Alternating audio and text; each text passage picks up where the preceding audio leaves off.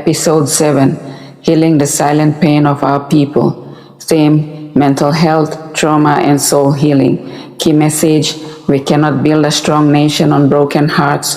Healing must begin within. Opening message. There's a silent pain moving through our people, a pain not always seen but deeply felt. You can see it in the eyes of the mothers who carry too much and say too little. You can hear it in the anger of the young men who feel unseen and unheard. You can feel it in the hearts of the youth searching for purpose in a world that has forgotten their worth. This pain didn't start today. It has been passed down through generations, from colonization to modern struggles, from family wounds to social injustice. We have learned to survive, but not always to heal. And that unhealed pain has become the root of many of our nation's challenges.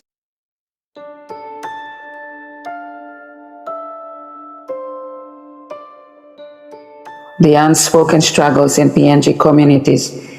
In Papua New Guinea, we often call it stress, worry, or heavy heart. But what we are truly speaking about is unhealed trauma. The trauma of growing up without love, the trauma of broken families, the trauma of abuse, neglect, poverty, and hopelessness, the trauma of silence because many were taught not to speak about what hurts. We live in a culture where strength is often defined as endurance. You must strong, no can cry. But silence does not heal pain, it buries it. And what we bury alive eventually grows roots in our souls. When those roots spread, they show up as anger, violence, jealousy, addiction, and depression. All the things that tear our communities apart.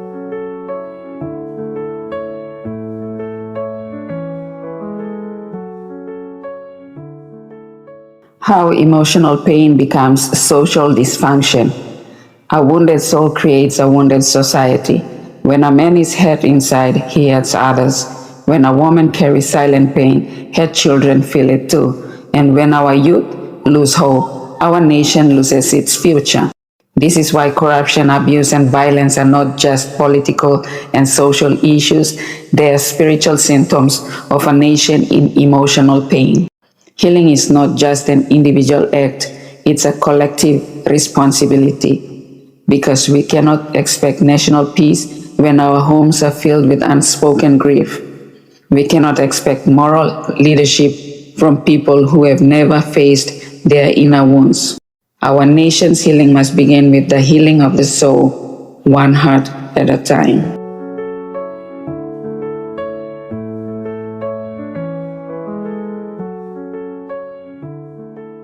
The path toward healing. Healing doesn't begin in clinics or policies, it begins in awareness.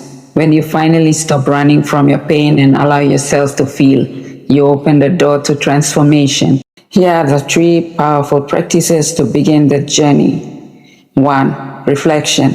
Take time to be still. Sit with your emotions. Ask yourself, what am I truly feeling? Reflection reconnects you with truth. And truth is where healing begins.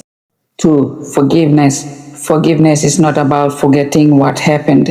It's freeing yourself from what still controls you. When you forgive, you cut the cord between the soul and the past, allowing your spirit to rise again. 3. Self-love. Many of our people were never taught self-love. We were taught survival.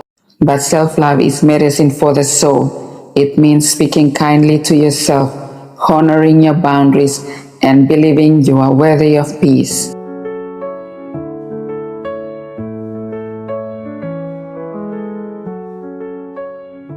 A nation in healing. Imagine a Papua New Guinea where men are not ashamed to express emotion, where women are valued not only for their strength but for their sensitivity, where children grow up in homes filled with love, not fear, where communities gather not only for celebration, but for healing. That is the vision of a healed nation, not perfect, but whole. Because healing is not the absence of pain, it's the presence of understanding.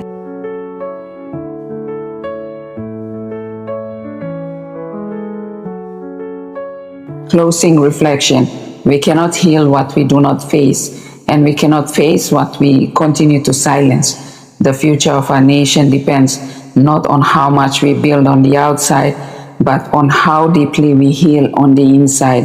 Let the healing begin with you, your heart, your home, your soul. For when the soul of a people is healed, their nation rises in truth, dignity, and divine strength.